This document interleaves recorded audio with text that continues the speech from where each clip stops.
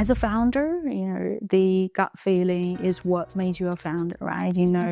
You have this inkling, or from your experience, this is something that's going to succeed. Don't let data replace that gut feeling. Let that validate it. So always follow your gut feeling. In the off chance you have a bad gut feeling, don't spend 6 months on it. Today we're talking all about data.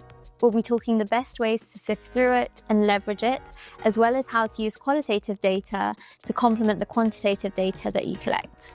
I'm so excited to be speaking to Candice Ren, who's the founder of 173 Tech, helping companies scale effectively with data.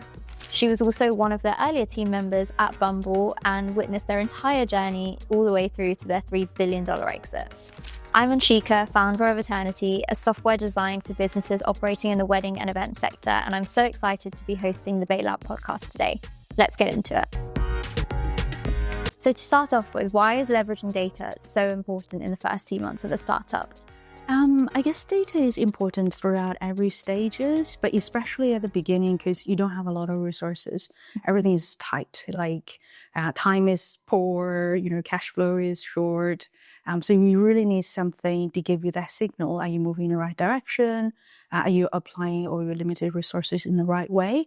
So I guess data serve a different purpose at different stages, but in the early days, those are the reasons why you should start thinking about it and using it as much as you can. Yeah, and are there any specific data points that every startup should be capturing? Obviously, it becomes really specific to what your business model is and how you generate your revenue, but even overarching as a theme, is there anything in particular that all businesses should definitely be doing?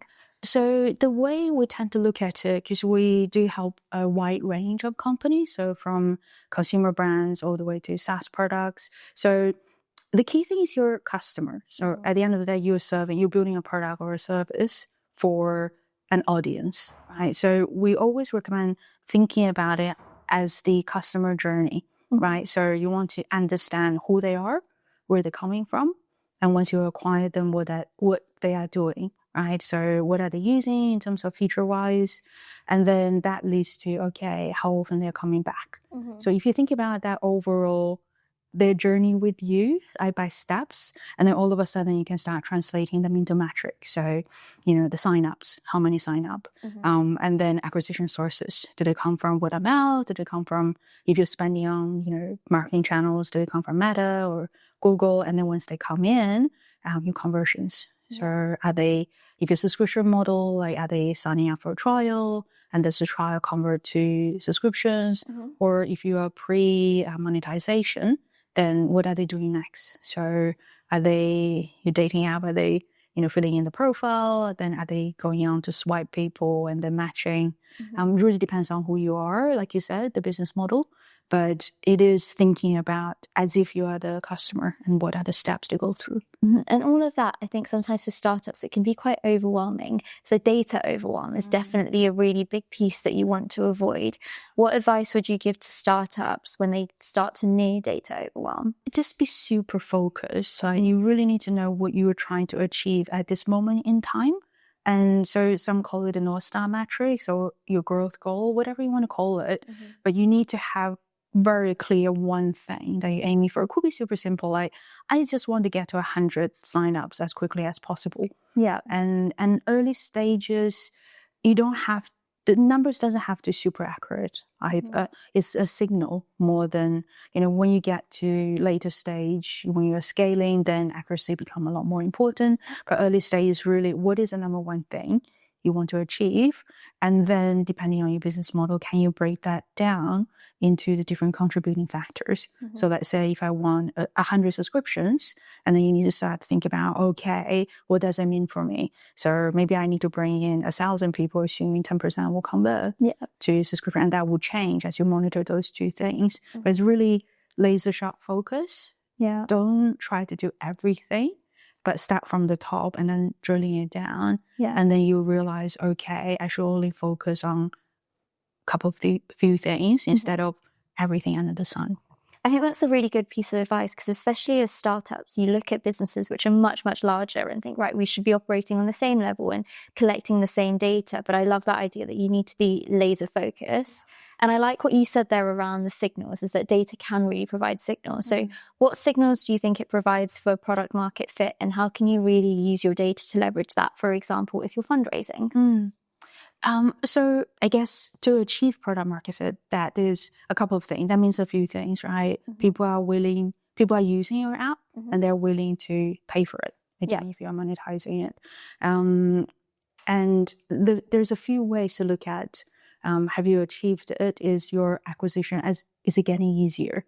So as you grow, have you achieved a network effect? Like people start using it, so you're looking at your composition of how they come into your app, right? Because, when you're releasing a beta version, typically you invite your friends and family, right? So you see some apps that get to, hundreds or thousands of signups really quickly, but then they hit a bottleneck, right? But if they are growing naturally beyond that point, you start thinking, okay, there is a natural market. People do want to try. And that's the first step.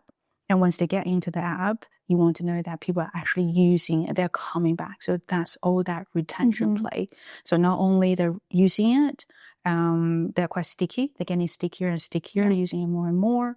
And then you would know at that point, those signals, you have something that the market wants. And then from that point, you start tuning what are the features that you actually wanted to build more, or you want to pivot a little bit, start looking the segmentations of your customers as well. Maybe there is a pocket of users that are super sticky. And why is that? Who are they? And then that could help you slightly, refocus your product if need be. Yeah, I absolutely love that, because you always hear about acquisition metrics, make sure you're tracking them, but actually retention metrics are just as important. And often as startups, we don't have the largest of budgets. Are there any kind of scrappy or unconventional ways that you've seen smaller businesses gather their data and actually leverage it in the best way? Yeah, so it's probably not unconventional, but every company that, operating digitally, you will have more data than you actually realize that you have. Hopefully, So that's one common thing we've seen for founders.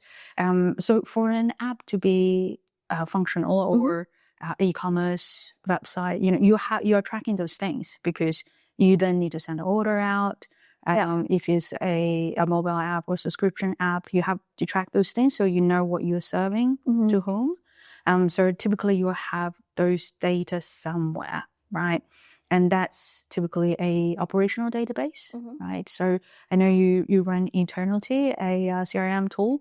So, for that tool to, serve your audiences, you know who they are, you know where they sign up, you know what they're doing. And those are all captured in your system. So that could be Firebase, if it's a mobile app, it could be GA4. And then, product analytics, leverage the out-of-the-box tools. So things like Amplitude or Mixpanel. So you start, looking at drop-offs, funnels a lot easier. And there's nothing wrong with doing things in Excel in the early stages. So if you are getting a few data signals from different places and centralizing it somewhere and building your financial models there, there's absolutely nothing wrong with that. And then I guess just asking people as well. There are plenty of places you can ask people, like if they're signing up, at the end of the flow, you can say, where did you hear about us? If it's too difficult for you to actually connect all the dots, they come from marketing, they come from, so there's plenty of things you could do without being too technically heavy. And I think that's really interesting that you said there around, for example, collecting feedback. So qualitative data is another thing that gets very commonly forgotten, because you're often thinking, okay, let me provide my retention metrics, my churn metrics, and all of these different things. But how important is qualitative data compared to quantitative data? Equally important. They go hand in hand, and they all often support each other, right? So, and especially at early days, like you said, there's not a lot of technology, perhaps, or data skills, or even data, because you're so early. You only have a few maybe dozens of users, depending on, again, what kind of product you're building.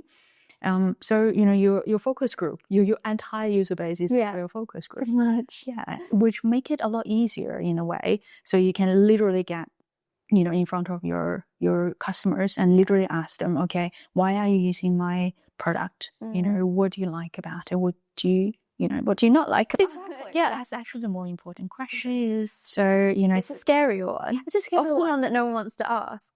But it's crucial. Yeah. You really need to know if people are leaving. So if they're churning, why? And those are the things that number doesn't directly tell you. You can look for, again, data indicators why someone is churning, but then that typically is a bit later. You have volumes of data. Yes. Then, data can tell you, okay, there's certain features they stop using or using less, or they complained, you have your customer service, customer support systems, but in the early stages, it's custom. You might have just 20 users. Yeah. And all of a sudden you have this really rich data that you can, guide you to what you're developing. And actually on that point, are there any examples that you can share with us of small data points which had led to really large insights in your experience? I'm quite used to larger data sets, so I'm trying to think about like a smaller. It could be like it's just a funnel, like a sign-up funnel. And sometimes it's not quite obvious, especially if you are the founder / developer, that you build out the whole, entire system yourself. Yeah. And sometimes, things are so obvious to you, but not to the user. Yeah. It might be missing some explanations or certain buttons not very clear. And then you can see like a huge drop-off at a step that you don't anticipate a drop-off. Yeah. But if you don't look at it from a step-by-step perspective, you just look at the end result, you're thinking, okay, nobody wants my product. Yes. Yeah. And sometimes... But there's a story behind it. Absolutely, yeah. And also, only if you dig deep into the data or asking someone why you didn't convert. But, if you just based on the top level numbers, and let's say your conversion rate is 10%, but you didn't realize people couldn't find the next button. Yeah. I say this, like you might sound like, that's it's ridiculous. Common sense. It is. But it's not. It happens, because it is just so obvious to you. Yeah. People should see it. But, it should be designed in a way that is super obvious to people, right? If it's not obvious, then, they didn't find it, they didn't go to the next step. It's not because they don't want to use it, they haven't had the chance. But if you don't look at it in a very detailed manner, step-by-step manner, you don't know that's actually, this page, everybody left here. Yeah, and I think you're right, as founders, we get so siloed into the product when actually you don't take a step back and think, okay, well, what's my user going through and what's their journey? 100% is spot on. What are they going through? Where are they getting stuck? Hello. Quick interruption to let you know a bit more about Bay HQ. We're the community for high growth Asian heritage entrepreneurs, operators, and investors in the UK. You can join us totally free at thebayhq.com/join. There you'll get our CEO structure in your inbox every week, which is content, events, and opportunities. You can also get access to our free Startup Fundamentals course by joining. Let's get back to the show. What are some of the largest mistakes that you see startup founders making when it comes to managing their data? I would say, so the companies we typically work with are a bit, after product market fit, or, growing into certain stages, or either they're pivoting or they're exploding, the scaling phase. Like 100% of the time, they regretted not doing it earlier. Right. Most of the time, right? I would say it's two extremes. Some of them do too early. That also happens. I would say about 5%. Right. That's typically second round founders. They want to do things properly, early. Yeah. But there's also a scenario that your backend system hasn't finalized yet. Lots of things are in flux. So if you build out a really solid data pipeline too early, it might also be, a waste of resources, right? But that's a lesser problem. The bigger problem is waiting too late, or just deferring that problem. So we talked about simple ways to get things started early. You always think about that. So don't put it in the back burner. Because I understand that, because you focus on growing your app. There's so many things you need to think about.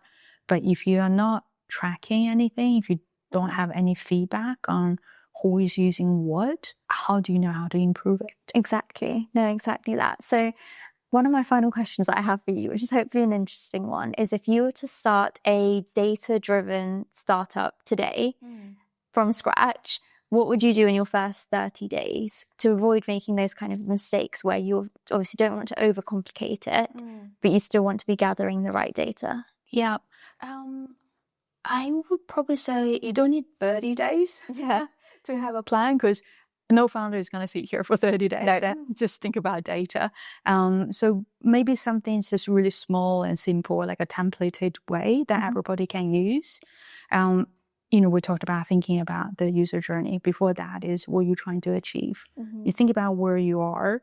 I guess if we think about like a hierarchical point of, a structured way of thinking about data is sitting here today, where am I at? My product and services. Pre-release, okay, so what do I want? I want people to come in. I want people to sign up for it. So how am I going to market? What's my marketing, strategy? So how people coming in? Yeah. And then from that point, I know the number one metric is signups, right? And that's one thing I need to focus on. And then maybe then the next stage, like your product started growing, you will naturally know when is the next step. Then you get to the next step and you think, okay, it's no longer signups. I have a lot. Yeah, that becomes a secondary metric. I'm still going to track that. It's still important. Yeah. But I'm going to move on a little bit further. Like you said, retention is really important. So I'm going to start thinking about that. So no matter what that is, so you got to be very clear about. So knowing what is important could be one or two or a couple contributing factors into the key metrics. And then the second thing is the definition. It might sound really, bizarre. Like sign up is sign-ups, right? Yeah. But it gets a lot more intricate than that. So if you think about, I want to make sure I have a lot of active users, and then it becomes, how do you define active? Yeah. Or revenue is what you want to optimize towards. Is that post-tax or post, platform fees, or post this or post that, whatever that might be, and based on your business model, there will be one that makes sense for you.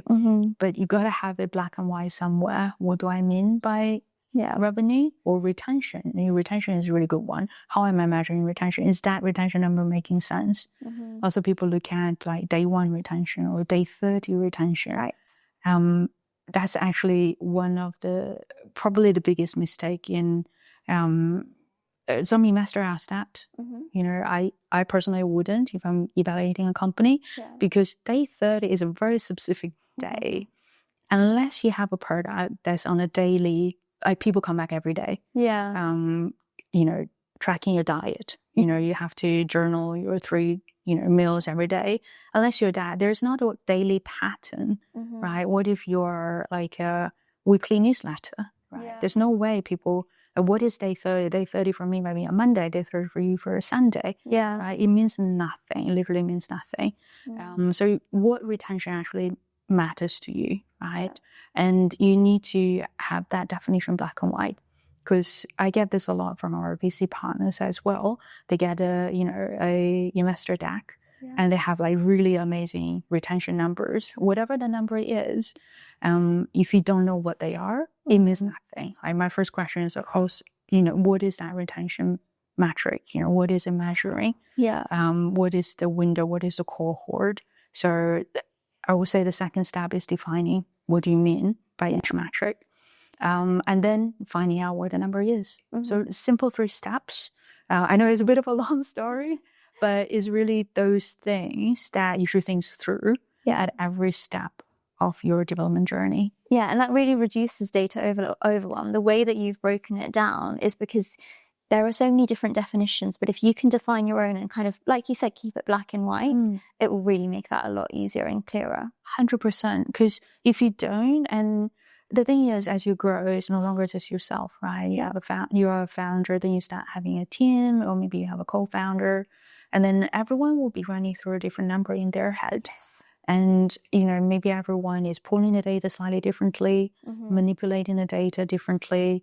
As you grow, you might have a founder associate, or maybe whoever that might be in the team started doing this kind of, maybe taking over from you.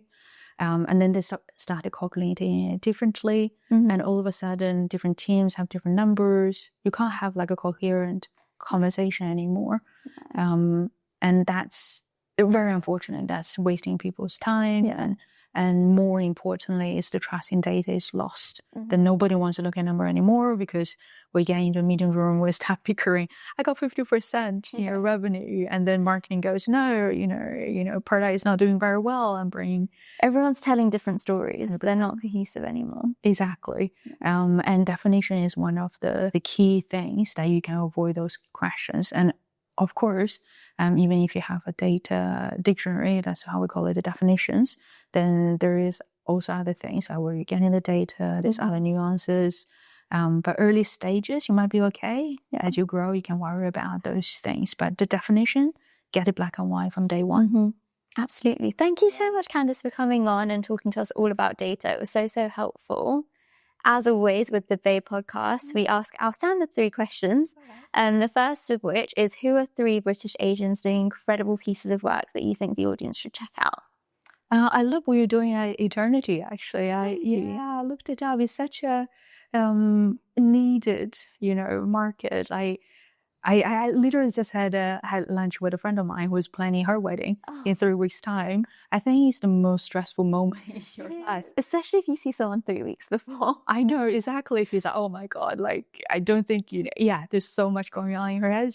It's like she has 2 jobs. And, she went through the range of things that she's dealing with. And it just made me realize it's actually, a full-time job. There's so many different elements of it. And I can totally see why having a CRM system that manages that is important. So people should check you out. Thank you. And then I don't know if you know this brand called Cheeky Panda. They are the sustainable made of bamboo toilet paper. So led by Julie Chen. Sorry, it's London. I think it's London-based. London-based brand. You can see you find them in Ocado. So amazing brand, growing fast. So that's the second one. Another colleague, well, not a colleague, but I know his work, Bioraf. I think he does CTO, fractional CTO. So he's got Atom Ventures. So he help a lot of founders with their initial build. It's very similar to what we do from a fractional data point of view, but fractional CTO. So those, I think, is very good support for founders. So those are probably the range of things that pop into my head. I mean, there's so many others. We can sit here and talk about them all day. Absolutely. And how can the audience find out a bit more about you? So LinkedIn, very happy to chat with all founders from all walks of life, all stages, or, connect with me. I run a data agency called 173 Tech. We have a team of people smarter than me, all of them. So data people across all sectors of the data pipeline. So if you have any questions, you can also come to our website. We have a lot of materials there as well. Leave us questions. We're very quick. We're very startup mode. We'll come back to you very quickly. So, either LinkedIn or our website. Amazing. And is there anything that our audience can do to help you? That's very kind to ask. I would say I always love, learning the different challenges founders have, and, the cool things that people are doing with their data. Like you said, what are some of the hacks people are doing? So if you have some amazing hacks, send them our way. Send them my way. And also, obviously, if you know any founders that are facing data challenges that need some help, spread the word for us. It would be greatly appreciated. Absolutely. Any final words from you? We talked about this, the data overwhelming. I will say, as a founder, the gut feeling is what makes you a founder, right? You have this inkling, or from your experience, this is something that's going to succeed, right? Could be the wildest ideas, but you have that gut feeling. And then as you grow, data come into play, or at some point you started looking at data. Don't let data replace that gut feeling. Let that validate it. So always follow your gut feeling. That's what I'm trying to say. And but quickly validate with your data. So don't in the off chance you have a bad gut feeling, don't spend 6 months on it. Have some data signal. Thank you for watching. Don't forget to subscribe. See you next time.